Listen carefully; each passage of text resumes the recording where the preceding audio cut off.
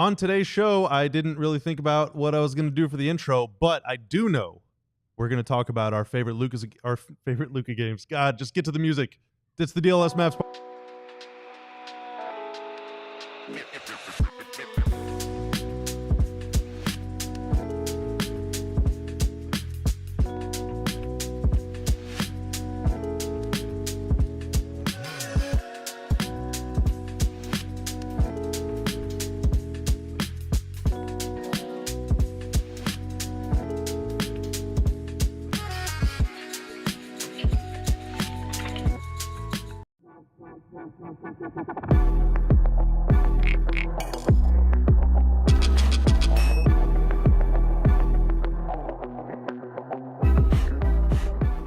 Down on the West Coast, they got a saying, if you're not shooting, then you're not playing. But you've got the music. You've got the music in you, don't you? Lana Del Rey, whenever she wrote that banger about 10 years ago, was not talking about California. She was talking about basketball, specifically Mavs versus Warriors, because last night we saw some history, and we're going to dive into that and a whole lot more on today's episode of the DLLS Mavs Podcast. My name is Bobby Corella. Joining me right there is Tim Cato. Tim? When do we get Kevin back? Tomorrow, I think. Okay, thank God. It was that bad? Wow. All right. There's just a lot going on here. We'll continue this conversation off mic. On the other side of Tim is Katya Vialba. Katya, welcome back to the program. Happy to be back. I told Tim I was getting ready to roast him, so then he just fired shots at you for no reason. Luckily, we're all thick-skinned folks here. Look, if I'm going to be the punching bag for someone on the show, I got to have my own punching bag, you know? So this is Sorry, Bobby. I am gearing up, you know, the roasts are flowing this way. Okay, fine. You know, from here to here to here to here. So. I'm not getting any, so I think Lava I lucked out. flows down the mountain. Exactly. Or something. I don't really know much about physics. Although I think our heights are actually kind of the opposite of that. I'm kind of crouched down today. I can get a little taller if I need to. Yeah, but in actuality. So we are about, I don't know, 15. Gravity. That's right. We're holding space. Okay, sorry. 15, 16 hours removed from the Mavs' historic 143 to 133 win against the Golden State Warriors. The teams combined to make 48 threes in 48 minutes, and they saved basketball in the process. Last night really was a completely chaotic game. It was a whole lot of fun. 7 guys scored at least 20 points, and the defense for most of the game was actually not bad. Like normally these really high-scoring games are just kind of a layup line, bit of an all-star game feel. But last night's game had some intensity to it. And it was purposeful. Yeah. You know, at every point you knew the defense, like they weren't giving up. They had ideas about what they were trying to do. It's just the offenses were way outperforming what the defenses were getting them to do, I guess. Yeah. There were just a lot of hot plays out there. And so, last night we had another incredible post-game show. There was almost 700 people watching live. Let's go. At the peak, which makes it, I think, our second biggest live audience post-game. So hopefully we'll break that soon. But, one of our prevailing takes from that game was just, dude, like, wouldn't it be sick if we just got more games with that level of energy? So peel the curtain back a little bit. Tomorrow's show, we're going to talk about what it's like to watch the NBA in this era. A lot of people have a lot of takes about things like ratings, style of play, quality of play, homogeny, all this stuff. Just a lot of takes. A lot of takes online right now. We'll be the signal through the noise tomorrow, but today we'll fix the NBA. Yeah. Or does it need fixing? That's a good way of putting it. That's like the ultra deep tease right there. Yeah. I like it. Or does it even need fixing? I think that's great. That's good. You should find out tomorrow. That's a good tease, dude. Yeah, maybe I should have been hosting. Maybe you should have been. We should have done a poll last night. I need a lifeline so bad right now. 4 minutes in, and I'm like, oh my God. But, one of our prevailing takeaways from last night's game was like, man, the energy level was so high. The desire, the want to, the effort level was so high. The pace was high. The shooting, like everybody looked great. They were moving great. I wonder why that is. Oh, it's because neither team had played in almost a week. And wouldn't it be sick if it was like that all the time? Okay, so comparison that everybody can get. We do 5 shows a week. When we have like 3 days off, and then I come into a show, it's the best show that we've ever done. Oh man, you're flying. Everybody, since everybody has podcasts like this, like everybody can relate to that. Everybody has been on a podcast and just been like, I don't quite have it today. Yeah. Everybody's been like that. Every single person listening. I think when it gets repetitive and there's a lot, like it's just day after day, you kind of like don't have that like day one energy. Yeah, exactly. Yeah. Does that make sense? Yeah, no, It just for makes sure. sense. For sure. Yeah. And now, we're not paid like and you out there are probably not paid like a pro basketball player, and so people don't have necessarily a lot of sympathy for like, oh, you're a little tired because you played some basketball Right. lately. Well, I mean, you can tell the difference. Like those guys were zooming back and forth down the floor last night. It was awesome. It was a lot of fun. I mean, the energy was awesome. And so we were talking about this just a little bit before the show. And I think one thing to point out about last night's game, I think absolutely the fact that both teams had 3 nights, Dallas had 4, but they traveled. So, but about an even amount of rest. I think that contributed to the game being as cool and as fun and as exciting as it was. It was just exciting throughout. What the teams did is not what's going to happen every time if the NBA shifted that you played every 3 games or 3 days, every 4 days, every 2 days, even if they just eliminated every back-to-back, just completely did away with those. You're not getting a game like this every single night. That is not the direct byproduct. The direct byproduct is that you get teams at their best more often. And this was the best of the best of the best version of what Dallas and Golden State can be. 27 made threes, the most ever combined. I don't think that happens without the rest.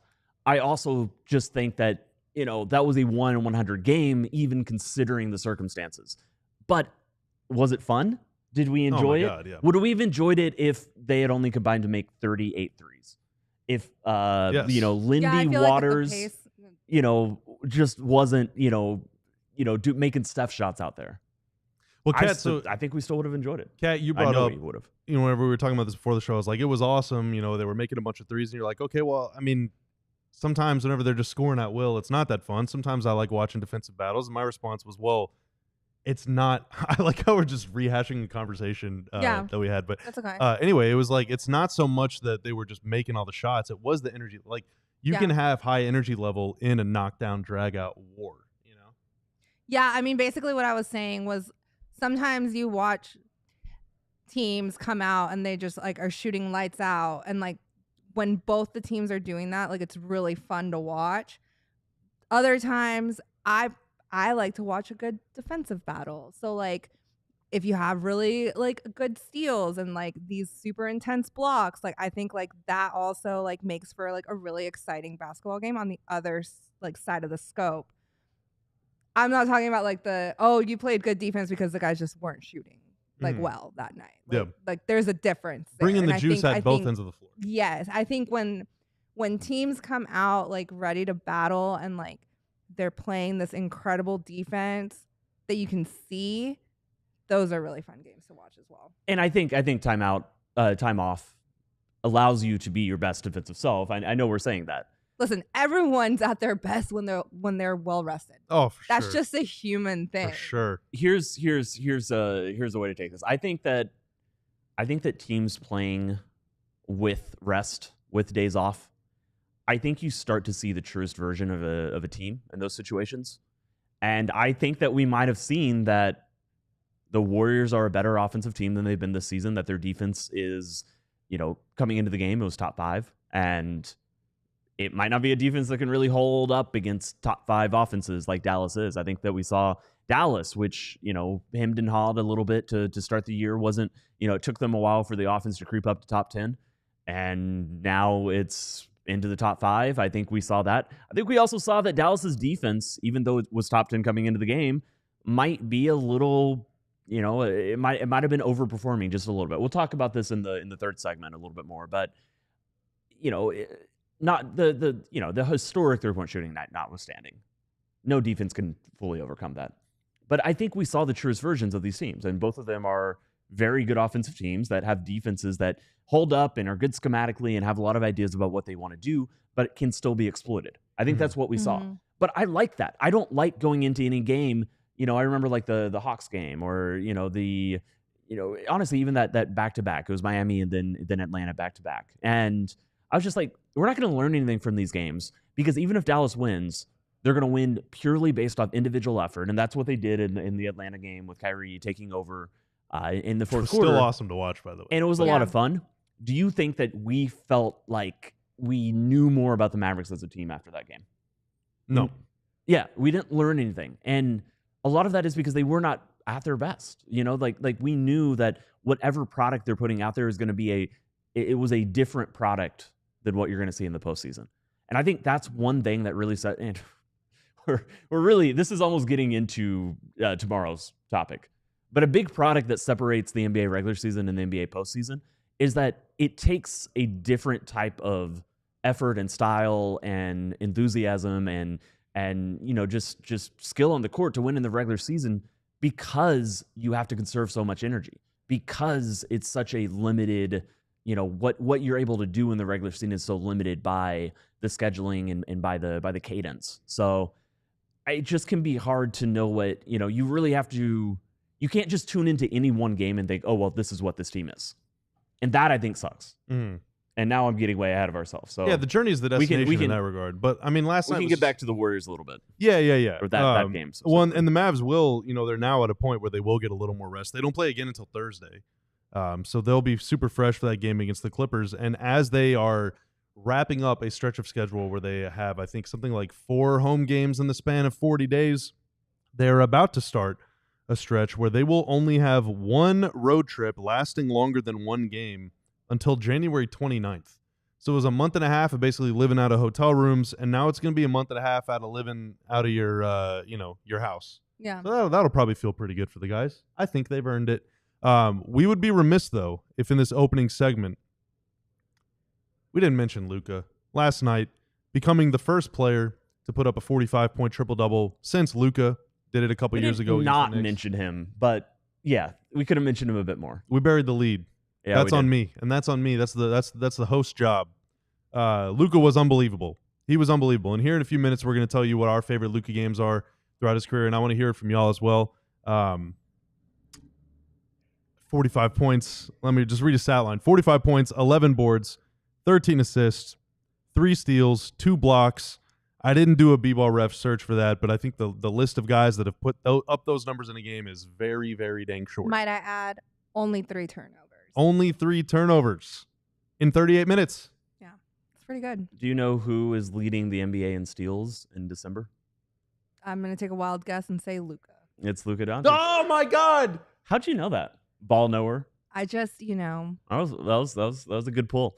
Did you know the Great Barrier Thief is no more. It's now the Great Balkan Thief. His usage, he's got the second lowest usage of his career. Which that has always been such a hot topic with Luka. Mm-hmm. Too high, it's too high, it's too high. Well, look. He has, let me find it. I'll give you the exact number, but the number of shots that are assisted. Pretty important stat. They had 36 it's right here. assists last night. I'm not on Luka's page. 36 assists, yep. But yeah, the number, so he's assisted on 29% of his twos and 48% of his threes. Luka Wow. this season, which is big numbers. Like those are way higher than the rest of his career. So we talk about Luka buying in defensively and all this stuff, and early when the Mavericks were struggling, when Luka was struggling, there's this whole discourse about, well, he's playing a different way. He's not playing point guard. That was never really accurate in any sense. As Bobby learns how to drink water for the first time. Damn, you really are roasting him. Damn. I'm just saying, we all remember right. the first. But Luka being able to step back in terms of just always having to be on the ball. This is why he's playing better defense.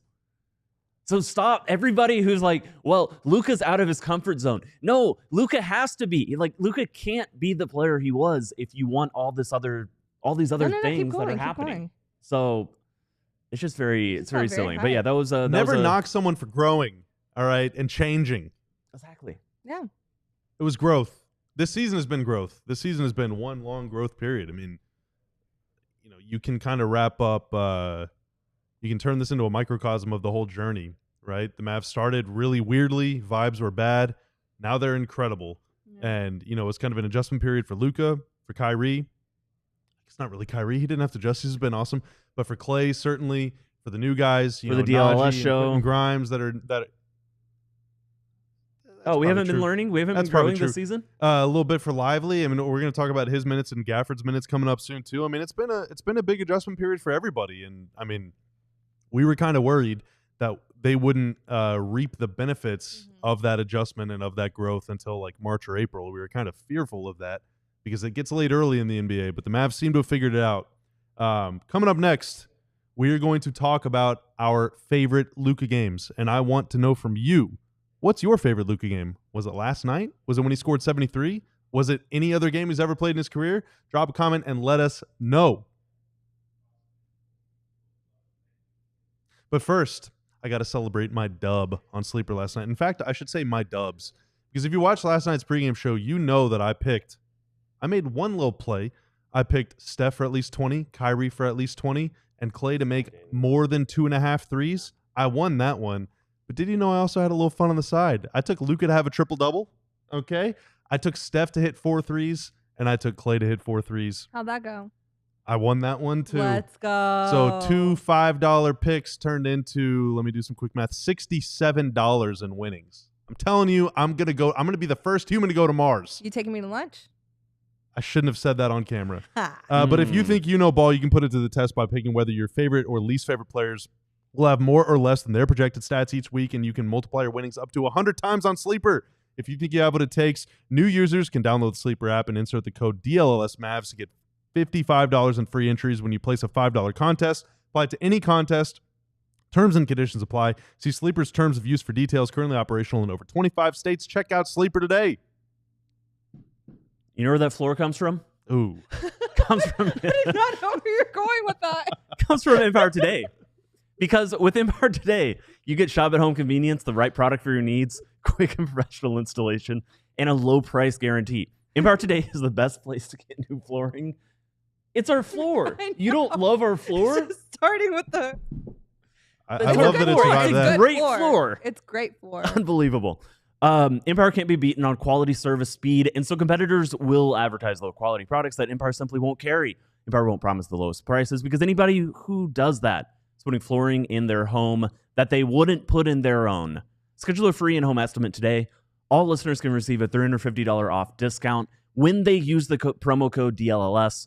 Restrictions apply. See empiretoday.com/DLLS for details.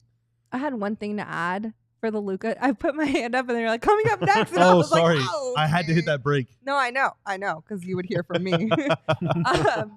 The one thing about Luka's game last night that I thought was cool was he went 10 for 12 for 2-pointers. And I love when he gets inside the arc.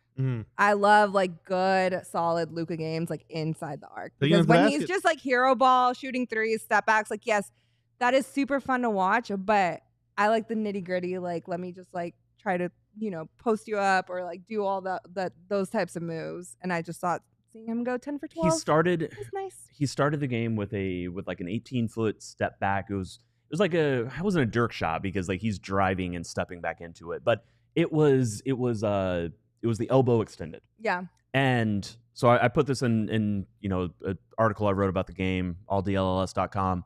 But I feel like that specific 2-point step back where he's almost swaying into it. It looks so casual, or it looks so so fluid, so in motion. I swear that exact shot is in all of his best games. You see it, you saw it, and we're about to talk about a bunch of these games. But you always see that jumper. And he's not shooting it most games, but when he is totally locked in, tell me if you've seen this as well. But I feel like that specific jumper is just a sign that everything's going to click for him. Yeah, because it's just like he's feeling it. He's feeling the one where he like makes a little shot. separation, and it's just like, oh, gotcha. A little step back, a little spin into it. Yeah, He just let's call it that. It's his I'm feeling myself shot. Yeah, like it absolutely is that, and he opened the game with that. So you just knew what direction the game was headed in. Yeah. So we're going to talk about some of our favorite Luka's game. But hey, first, it would mean a lot to me if you subscribe to the channel, if you like the stream, if you comment below with what your favorite Luka game is, whatever. Help us defeat the ALGs as we share our favorite Luka games. So last night, Luka Dončić in the 143-133 win against the Warriors goes for 45 points, 11 boards, 13 assists, 3 steals, 2 blocks. He was 16 of 23 from the field, 6 of 11 on threes, 7 of 9 from the free throw line. The dude was unbelievable. One of the best games of his career. Again, the first person with a 45-point triple-double since himself.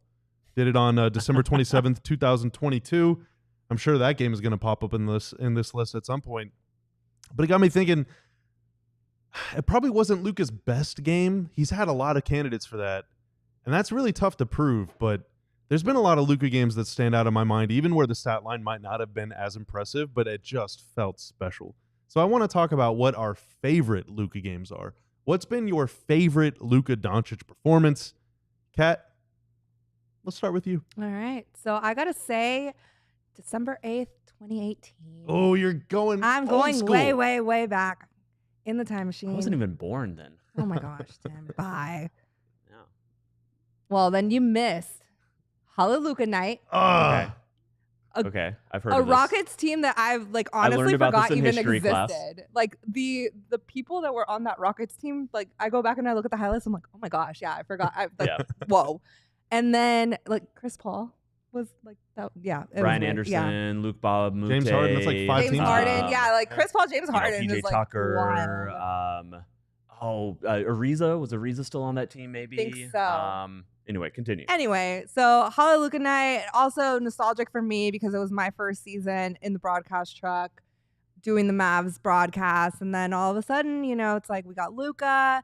It's been exciting, but this was his absolute breakout, like step onto the scene game. And I loved every second of it. He went on that personal run there at the end. He busted out like the little like air guitar, like the hot hand, like everything about that just is near and dear to my heart. And I feel like that was one of the first games where like that put him on the map. And then the next few games, like then you had the like the actual Luka Magic game in Portland and stuff like that. But like that was the catalyst. That Houston Rockets game was the catalyst. 11-0 run over about a 4 or 5 minute span. Yeah. Couple step back threes. Yeah. So there's so many fun facts about that game. It had been in the week leading up to that, I believe, literally the week leading up to that Rick Carlisle had hated Luka's step back three. And the coaching staff had this entire debate about whether to allow him to shoot it. I swear to God. These stories are out there. But and then of course he goes and does that with that shot. The Hallelujah part of it is so fun. I remember, so I've known Jason Gallagher for a long time. Isaac Lee was the guy who sang the song, and he was from the Ringer, and they're both from the Ringer, and they flew in. I remember they're trying to figure out, the Mavericks wanted to bring them in, and they're trying to figure out what night to do it on, and they decided it had to be this one because the other date that made sense was against Sacramento or versus Sacramento, and they thought that would be like too on the nose and like mocking them. Because it was the team that passed on Luka Dončić. But then the only time that they had to practice the song in the arena was when the Rockets were warming up, or I think it wasn't their shoot around, but it was early on. It was like before the game and they were warming up.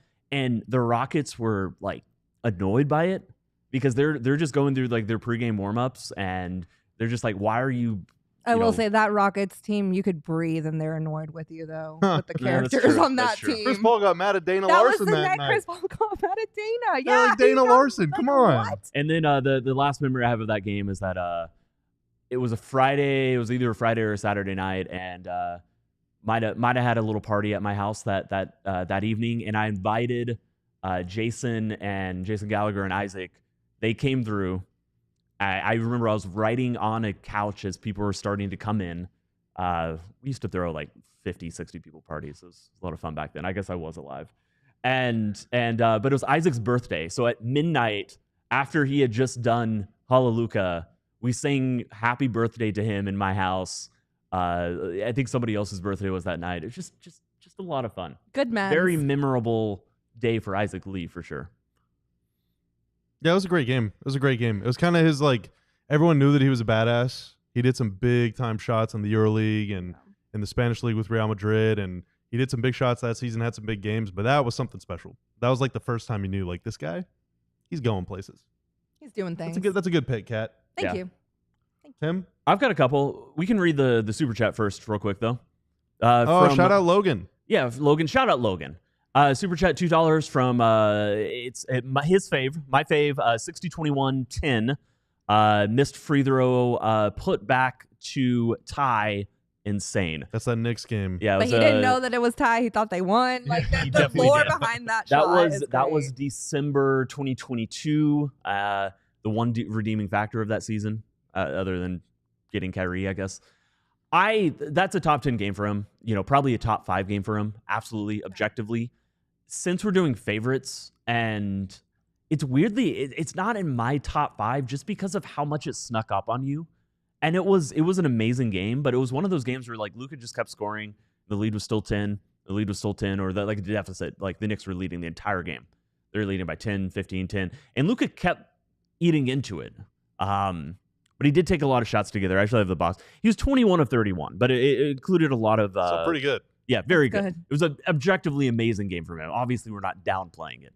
But when it comes to me, the 2 games that most stand out are... they're really... partners. It's the 2 closeout games he's had. Like the 2 killer Luka. He is ending your team, your season, and your chances, and he's doing it pretty much by the time the first quarter buzzer goes off. And it was just this past spring against Minnesota in Game 5. And then I think the one that stands out most to me is Game 7 against Phoenix in 2022. Oh, they're shredding them. Yeah. Yeah. Chris Paul hits a huge 3 to cut the lead to 36 because Luka had already won the game in the first half. Chris Paul must be just like, he must have nightmares. Oh my God, he's Luka. been a part of, it's been a mainstay on his journey. So many massacres. I was out there, obviously, I was with the Athletic at the time. I was covering that series. I couldn't book my travel to go to Golden State before I knew for sure that Dallas was going to win. And so I had some stuff lined up. I booked the stuff at halftime. Nice. I booked my travel at halftime. Like I went into that game thinking Game 7, biggest game I've just about ever covered. Certainly the biggest, Mavericks affiliated game I've ever covered. I've done some conference final stuff. Had done some conference final stuff before that. And, everybody was just amped up and psyched and like, what are we about to see? Is it going to be an instant classic? And it was an instant classic, but it was one person's instant classic. And that game was over, literally after one quarter. It was the way Just he did incredible. it, too, is like, kind of breaking Cam Johnson's ankles to put him up 30 in the second quarter. He had as many points as the Suns. I have a funny story about that. So when the team flew out, my pops, he's the Spanish play-by-play for them. So he was flying out with the team.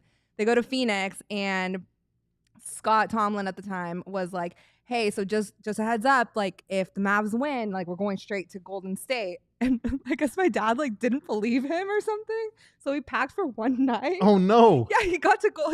They literally got on the charter after the win, flew to Golden State. My dad was like, oh no. So he had to go buy like a whole new wardrobe in San Francisco. Victor. I was like, Victor, that's Oh a my rookie God. move. You got to do the Pat Riley thing and pack for the whole week. Yeah. Like I guess he thought like Scooter was joking or something. Like, I don't know. But I flew back to Dallas and then flew to Golden State. I just remember, so the morning after Game 7, I sit down on my plane and we're taxiing and my phone buzzes and it's the check-in for the flight the next day to go out to Golden State. That was the tiredest I've ever been, I think, I feel in like my we can entire life. continue this conversation. Yeah. Because I still need to hear Bobby. For sure. Yeah. So I'm seeing a lot of Clippers game in the bubble. Game 4. Mavs are down, 22 or 23 in the second half of that game. Came back to win. Luka hits the shot at the buzzer. The double bang. Like, it was, that was a pretty incredible shot. Pretty incredible moment. And that's only his second season. It's hard to remember that. Like 2019-20, that bubble year was only his second season. That was his first playoff series he has that moment. For me, though, and there's some other honorable mentions. The 60-point, 21 rebound, 10 assists, triple-double was amazing, especially the way he pulled it off. 73 points against the Hawks. That's tied for the fourth most games ever. Like he's had some, yeah, that's the best Luka game. Yeah, but for favorite, man, I think I saw a player solve basketball in the same way that Dirk did Game 1 of the 2011 Conference Finals against the Thunder. Luka on Christmas night of 2023 goes into Phoenix. I believe Kyrie was out that game. The Mavs might have been missing a couple other people. And Luka goes for 50 points, 15 assists, 6 rebounds, 4 steals, 3 blocks in a 14-point win against the Suns. That was the night he scored his 10,000th career point. He was 15 of 25 from the floor, 8 of 16 from 3, 12 of 12 from the free throw line. He was getting double teamed the whole game. He created, if you include the points he scored plus the points his assist led to, I think 92 points or something. I forget the exact number. He literally was a one-man team that night. He solved the basketball that night. Like it was one of those instances where it feels like you're watching somebody play a different sport than everybody else. Or it feels like you're watching him like turn the sliders down to easy, or like he knows what's going to happen next. Like there was something otherworldly about that performance to the point where after that game, I was like, I don't know if I'll ever see anyone do anything like that again. Like I've seen it all. Yeah. Now. You know, like that is the whole point. Like I've seen the answer to the problem. I have one super quick honorable mention. It was the Memphis Grizzlies buzzer beater. Oh, The that was circuit good. shot one? Good Okay. He was like, So that one is hilarious to me because He they shot it had like to Sean go Marion. check if it was a 2 or a 3. And it was like buzzer beater. So like the whole team is at the baseline like celebrating with him. And there's one guy behind the baseline holding up a 2 saying, it's a 2, it's a 2. And in one shot, you just see Tim Hardaway Jr. just go up to him, holding up 3 fingers, going, it's a 3, mother effer. And you could just hear it. And it's just one of the funniest moments to me because they were all celebrating him. And then you just hear Tim Hardaway going, it's a 3, mother effer. And I was just like, that's great. There's a lot of good ones to choose from. I guess that's what makes him such a special player, right? Is that we could just sit around, dudes could just sit around, and gals, Dudes, it's okay. bros, Bros. dudes is bubble a gender, babes can just sit around Bubbly babes. and talk. dudes is No, a not bubbly. gender neutral term. Bubble. We could just sit We can all around be naming dudes. Luka games, and we could have a great time. We could do this all day. But we're out of time for this segment. Coming up in the next segment, though, we're going to talk about how the Mavs they've racked up some signature wins throughout this stretch, but how do they match up against the very best teams in the league? Do they have what it takes to win the championship? How do they stack up? And more. That's coming up next on the DLLS Mavs Podcast. But first is important because first impressions are important. But what about lasting impressions? That's where Blue Chew comes in. Blue Chew helps boost your confidence in the bedroom so you can stay hard and perform at your very best. Blue Chew is an online service that delivers the same active ingredients as Viagra, Cialis, and Levitra, but at a fraction of the cost and in a chewable form. The process is simple. Sign up at BlueChew.com, consult with one of their licensed medical providers, and once you're approved, you'll receive your prescription within days. And the best part, it's all done online. That means no visit to the doctor's office, no awkward conversations, no waiting in line at the pharmacy, none of that stuff. Once you get your tablets, you can take them when you need them, day or night, so you can plan ahead or be ready whenever an opportunity arises. Does it work? Don't think you need it? Try it for free for a month and see. You're going to love it. Your partner's going to love it. It's going to change your whole dang life. And we've got a special deal for our listeners. Try Blue Chew free when you use our promo code ALLCITY at checkout. Just pay $5 shipping. That's BlueChew.com, promo code ALLCITY to receive your first month free. Visit BlueChew.com for more details and important safety information. And we thank Blue Chew for sponsoring the pod. Rugged Road. Not quite ASMR, but I'll take it. Is dedicated to creating innovative and durable outdoors gear for adventurers who demand the best. And you can tell how durable it is, just like our Empire Today flooring, because I just tapped it a couple times, and it held up perfectly. I heard they float. They do float. It's one of the most unique features of Rugged Road coolers. It's their ability that you're never going to lose a drink. Not once. I mean, yeah. And there's nothing worse than that. Like losing a drink, that's pretty much the worst thing that could happen to any outdoor adventure you might have. So choose Rugged Road, gear up for your next adventure, and just know that Rugged Road is your ultimate outdoors companion. Head to ruggedroadoutdoors.com and use code DLLS for 10% off. Absolute pro. Welcome back to the DLLS Mavs Podcast. This is just my slapping. No. See, Pounding now we're things back ad from segment. TV. So now people don't know what okay. you're talking about. That's a good That's point. right. Thank you so much for tuning in. Thanks for all your feedback on Luka's favorite game. Someone also said whenever he had 33 points and 17 minutes against the Warriors, that was not too bad. And in fact, was that even last night? He had 40. He had a 40-point triple double like 2 minutes into the second half. That's wild. It was ridiculous. Yeah, That's like wild. not to mention, I literally don't know what game you're talking about. Somebody did mention the Dirk Luka game where they eviscerated the that was a great one. Warriors. I mean, that might have been that one. That might have been that Did one. he only play 17 minutes that night? I don't know. There have been a lot to choose from. And, whenever Luka's at his best, the Mavs are at their best. The Mavs are just good. Deal with it. That's what I said the last time I was in the host seat. It feels very empowering to say it. And last night they took further steps to prove it. But this is very important. You got to make the playoffs in order to win the finals, right? And so the regular season super ultra mega matters. But teams with title aspirations like the Mavs, and PJ Washington last night after the game said it's championship or bust. He put it out there. You can't put that toothpaste back in the tube. So now that the Mavs are zeroed in on winning a title, it feels like they have to make a lot of very intentional decisions throughout the regular season and in the playoffs, roster building, minutes, all of these things. Every little thing matters if you want to climb the mountaintop in June. And so it's not so much how the Mavs match up against teams like the Warriors or teams like potentially the Clippers, who they play a couple times coming up, or even the Wolves, who they play on Christmas Day. It's about how the Mavs match up against the very best teams in the league. This season, the Thunder, the Cavs, the Celtics, potentially the Grizzlies or the Rockets, the teams that are ahead of Dallas in the standings. Well, let's stop down there. Which teams do you see as legitimately, this is a team that could beat Dallas in the West, or could be their opponent in the finals if Dallas were to make it there? Because I think it's like 4 teams. I think right now it's the Thunder and the Celtics are teams that I would say are... Those are my 2. Yeah. And maybe Cleveland, but I mean, that's an East team, so it's like you never know. But like, yeah, I don't really know much about that matchup, like specifically between Cleveland and the Mavs. In the West, it's OKC, and I think I'd take my chance against anybody else. I'd take my chance against OKC, don't get me wrong. Yeah, for Right. sure. The Thunder are the only team that I'm like, yeah, they are probably better than the Mavs over the course of an 82-game season. Memphis is the other team that could be there. I haven't seen See- enough of them, but Memphis is the one team in the West that I think is... Mm-mm. Mm-mm. Dun, dun, dun, dun, dun. Let's No. go, sports And today. that's how I felt early on. Have you seen who Memphis has played? Oh, let's That's fair. go.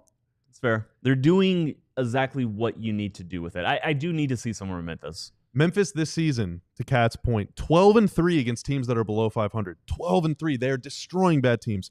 6-6 against teams that are 500 and above. Only 12 of their 27 games have been against winning teams. Whereas for the Mavs are 17-9, so they're half a game behind Memphis.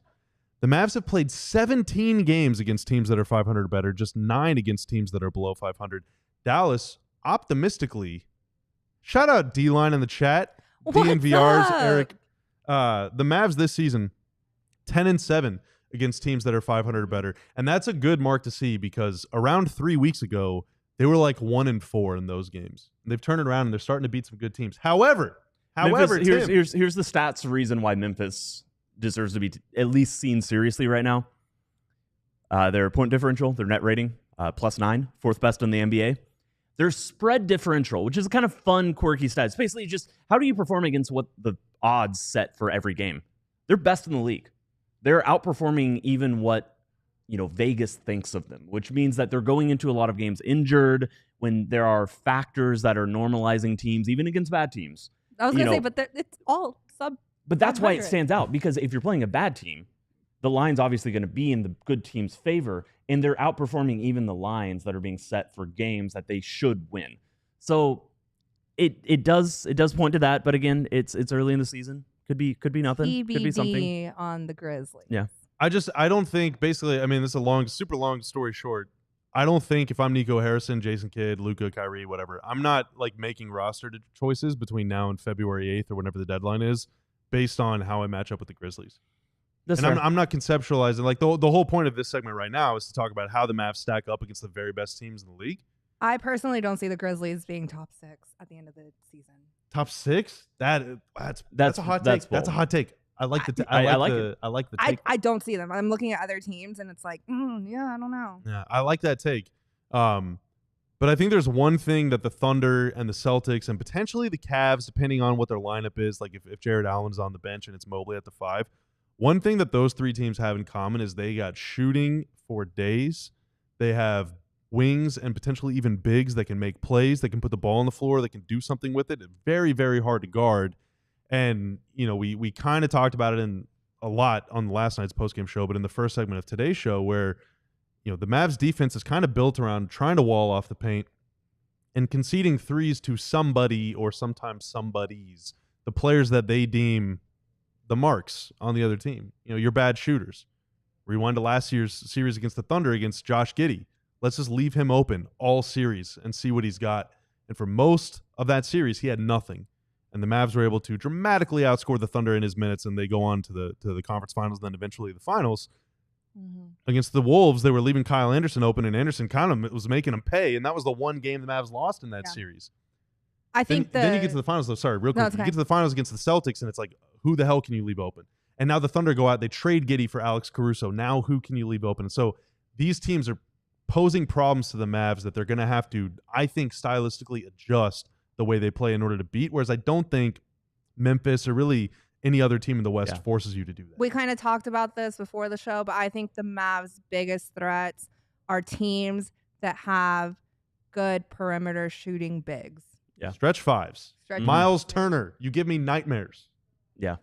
And I don't view the Knicks in the same echelon, but if Dallas, for whatever reason, had to play the Knicks in the finals, I would kind of come back to some of these concerns about stretch bigs.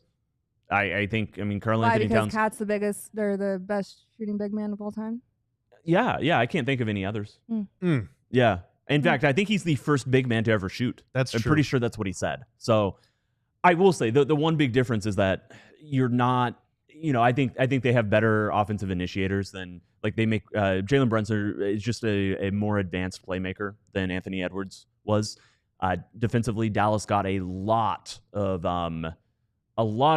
mileage out of basically doubling and harassing Anthony Edwards, and he didn't know where to pass the ball. Karl Anthony Towns was bad that series, but maybe it clicks in this time. And this is a super hypothetical. The idea that Dallas and New York is going to be in the finals, like we're a long ways away from that. I think a more realistic scenario is that the Mavs and the Wolves play in the playoffs. Now, granted, they've only seen the Wolves one time this year, but the Wolves are playing a little better lately, but I haven't seen too much from Minnesota that would make me think that the Mavs can't just get away with doubling Ant again all series and maybe even have more success. Yeah, no, Minnesota doesn't concern me. And I agree. I was hyping up Memphis. I would take Dallas over them in a series. I want to see more. It's early in the season, especially with this Memphis team, because last year was so thrown away. There's You're lot really of on this Memphis team right now. Yeah, but I think KG's a big Memphis believer too. Yeah. Oh, for real? Yeah. I wasn't coming into the season, and they've changed my mind a little bit. The Rockets are interesting, but yeah, with OKC, I think. It's a weird. Like, a lot of it comes down to how Chet and Hartenstein play together, and just how that dynamic works. I think they've done a lot to neutralize some natural advantages that Dallas had in the postseason last year. It's just that one's a hard one to build out. Like, that is obviously in the West going to be the most difficult thing for Dallas to move past. I think if they had to play a playoff series next week, I think Dallas is losing. Even with Chet out?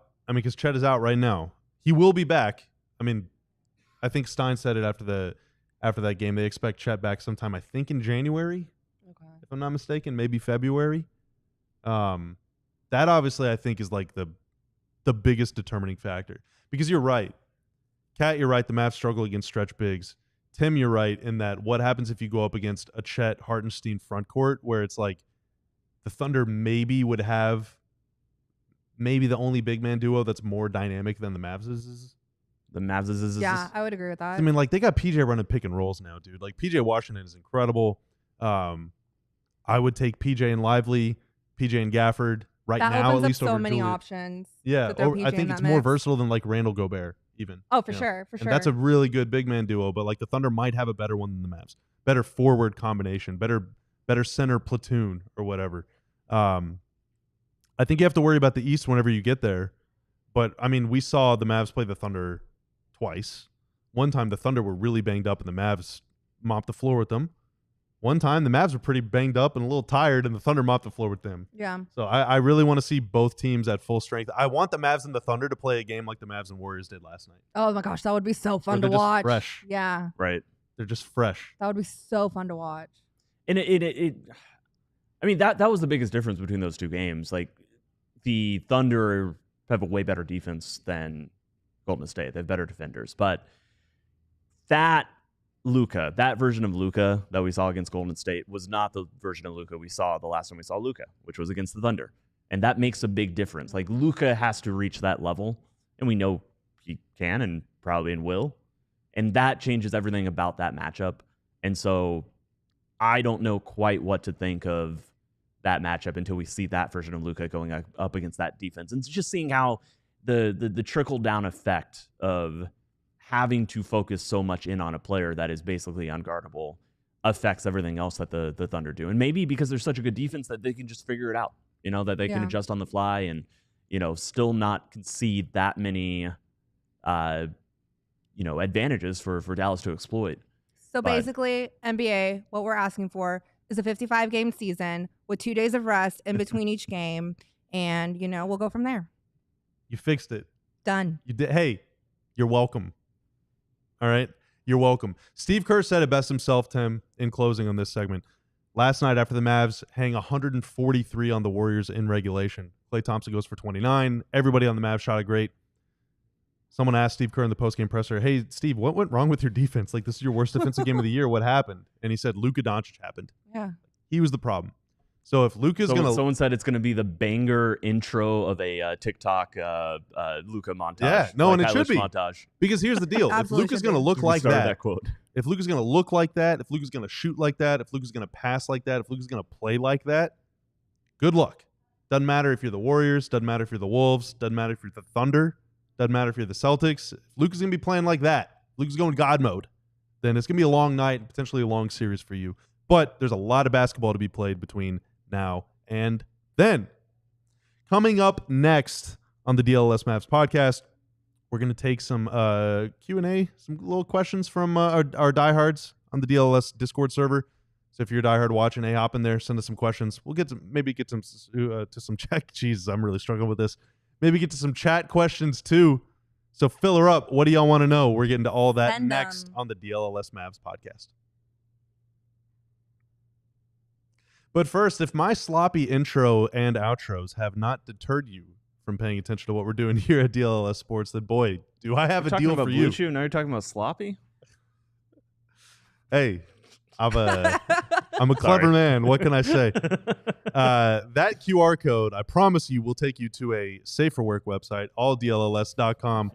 So will the link in the description below, or just typing alldlls.com/diehard into your search bar or into your Google, where you can sign up to become a diehard for less than $7 a month. You gain access to our entire website, all the premium paywalled content written by people like Tim Cato on the Mavs. We also got people covering the Cowboys. I think I'm going to write about this thing that we were just talking about.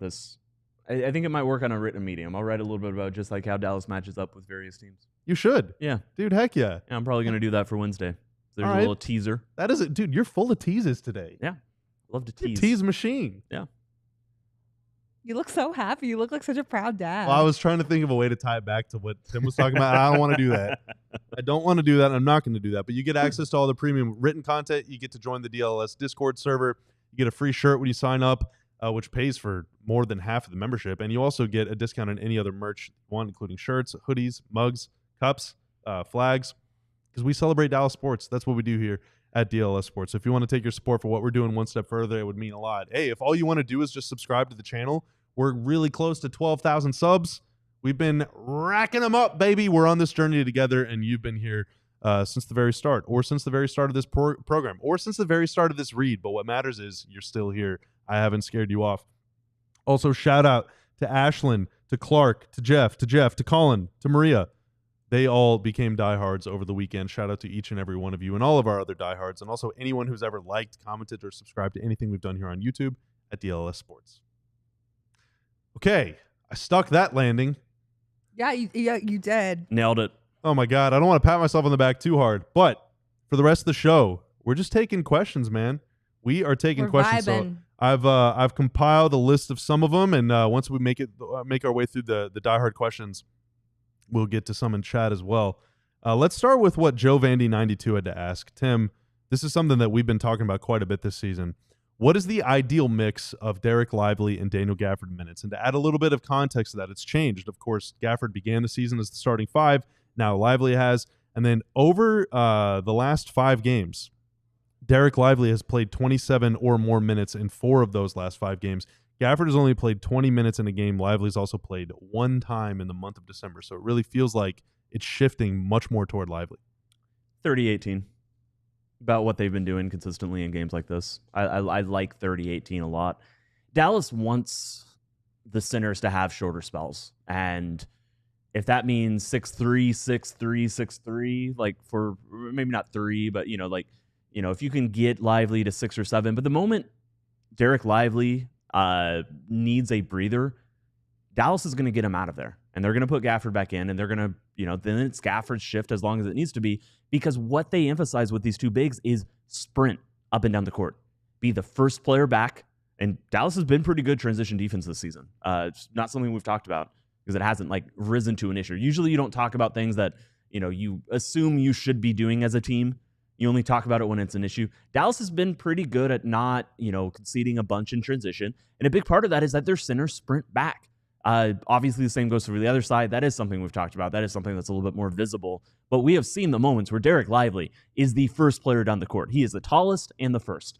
That is something that you can't teach, but it is something that you can encourage and motivate and incentivize by making sure that Derek Lively always has his breath under him, that he's not, ever playing 3 straight minutes when he's completely gassed. And when Derek Lively is a player who is switching more and playing on the perimeter more, that's something that's going to happen. So I would like, if I'm the Dallas Mavericks, if I'm Jason Kidd, I go into every game wanting to play Derek Lively 32 minutes. But the circumstances of how Derek Lively plays means that you got to get him out sometimes. And that's the real, the truest value of Daniel Gafford, who's a very good backup center. But the truest value is that he, maximizes what Derek Lively can do, because, sometimes Derek Lively isn't just can't be a 36-minute guy for you. Not yet. Not with the way he plays, not with the way Dallas asks him to play. So I would say, 30, 32 minutes for Derek Lively is the starting point. That's what you want to hit.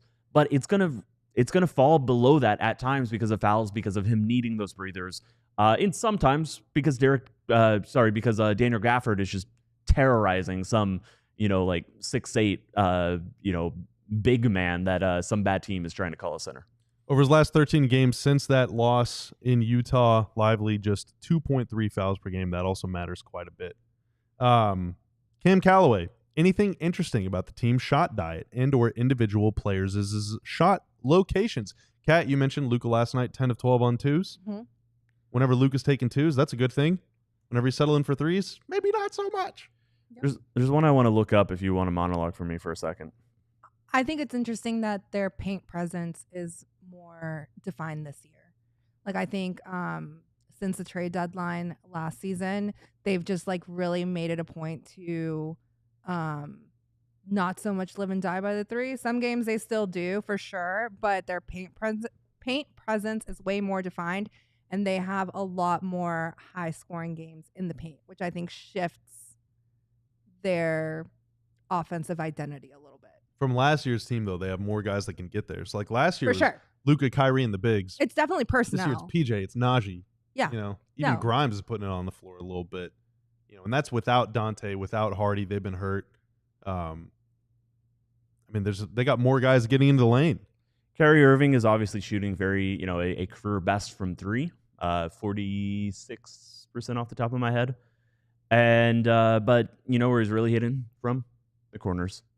He is 16 of 28 on corner 3s. That's really 57%. That is 57.1. 57.1. Indeed. How'd you know that one? He's a sicko. I know all the 3 for 7, 4 for 7, 5 for 7 ones. I just know those from backyard baseball. Flex. He's just trying to stun on us. So one thing that I thought was really interesting, or one thing I think that's interesting about Kyrie Irving and the just keep going. Yeah. So it's specifically those shots from the corner, or it's not. I would say over half of these are not spot ups. He has been setting up in the corner a lot as an ISO in an ISO situation, getting the ball. Sometimes, usually, it's not dead. It's not like a spot up corner. It's usually a little bit closer to the, what do we call the little part on the 3-point arc where it stops being straight and then the little bulge? The break? break? The break. They call that the break? Yep.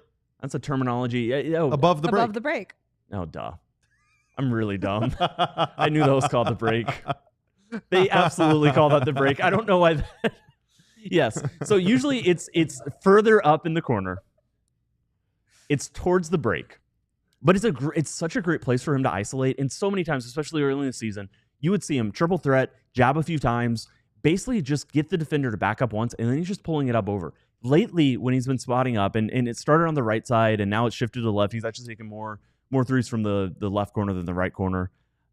But you've seen players are so close to him, and it's Kyrie Irving. He can just dance by you on the baseline, and that's a good thing for Dallas. I asked him about that after one of the very few home games that Dallas has played in the past 40 games. But I was curious. It was an early season trend, and he said there was an intentionality to kind of spot up there. He liked where that was coming from, but it also, it was just a recent. It was a recent thing that Dallas that he and the coaching staff liked for him. This isn't, it doesn't have to be a forever thing. It's just like, hey, it's working right now, so we keep going to it. So I thought that was just interesting from Kyrie, kind of the, he doesn't, he can do so much on the basketball court that he doesn't really get married to any one type of shot. Mm-hmm. It's kind of just like what's working right now, what feels good. It almost reminds me, and I'm monologuing a little too long here. Wrap it up, Tim. One of my favorite quotes I've ever got from an NBA player is I did a story asking them, do you watch your own highlights? And I asked Jamal Crawford. This was like 4 years ago. And he said he did. He goes back and he watches his tapes of himself from earlier in his career, because he has so many moves, he forgets some of them. Mm-hmm. Huh. So he has to go back and be like, oh, I used to do that. I could do that. I forgot about that. I'm going to start doing that again. One of my favorite things about Kyrie, Devin Harris has said this multiple times, is that he just has like such a big bag of tricks when it comes to his offensive play, that he reads the defense or like his defender, and then he adjusts from there. So it's like, oh, you're defending me this way? Cool, I'm going to go do this now. Okay, you got this on me now? Okay, great, I'm going to go this way. So like he plays offense by reading the defense.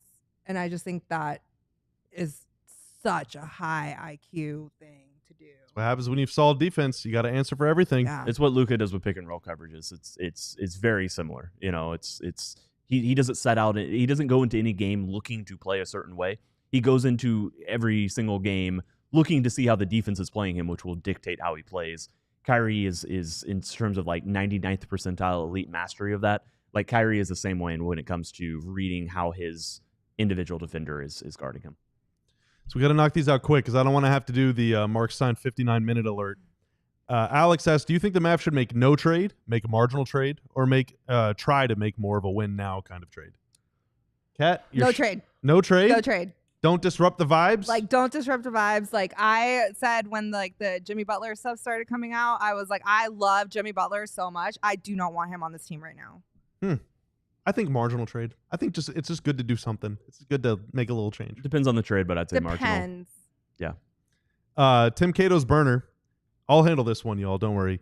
Is Mavs Man's mom or dad a basketball? Always been really curious. No, here's the origin story of Mavs Man, all right? And this is canonical. Have to hit this the is true. 59-minute alert. No, we won't. There was a young man walking home from school one day. He loved basketball, but he was very insecure about his own basketball abilities, was a little shy, didn't want to get out there. But one night he was walking past the court, and there was just some energy emanating from the court, and he couldn't quite figure out what it was. He went on the court, touched the ball, and when he touched the ball, it spoke to him so much that he actually merged with the basketball and became half man, half basketball. That's incorrect. Both his mother and his father are that is half not true. Basketball. That is not true at all. Human. What I said is actually true. He is kind of mixed. Stop. But both of his parents are mixed. Joe Vandy 92 says favorite Gen 3 starter. I think I speak for all of us whenever I say it's Mudkip. For sure. I think, and then finally, Sarah asks, what is the most niche jersey you own? DeLon Wright graffiti jersey. I have the all black Dirk final All-Star game. Oh, that's a good one. Yeah, that one. Nice. I had a Ricky Lito jersey. I don't know what happened to it. Oh, you had the only one. I also bought a Dorian Finney-Smith jersey the year he got traded. Ah, that's bad timing, but I love Dorian. That's not niche. Dorian is canon. Dorian belongs in everybody's household and everyone's basketball jersey closet. Okay, that was fun. Thanks for the questions. Hey, Kat, thanks for joining us. Yeah, Thank thanks you, for Kat. having me. Thanks, Tim, for being here and for roasting me a little bit. And KG will be back You with didn't us roast me a tomorrow. lot. No, I Mark didn't. Stein will be Yeah. back tomorrow. We'll all be back tomorrow. Do a better Hey, job Tanner, next time. the producer, thank you for producer Tanner and to all the other Tanners in the chat. I know there's a lot of you out there. Be sure to like, rate, review, subscribe, do all that stuff. It's the DLLS Mavs Podcast. We'll be back with you tomorrow. See ya. Bye. We all silly like the mayor.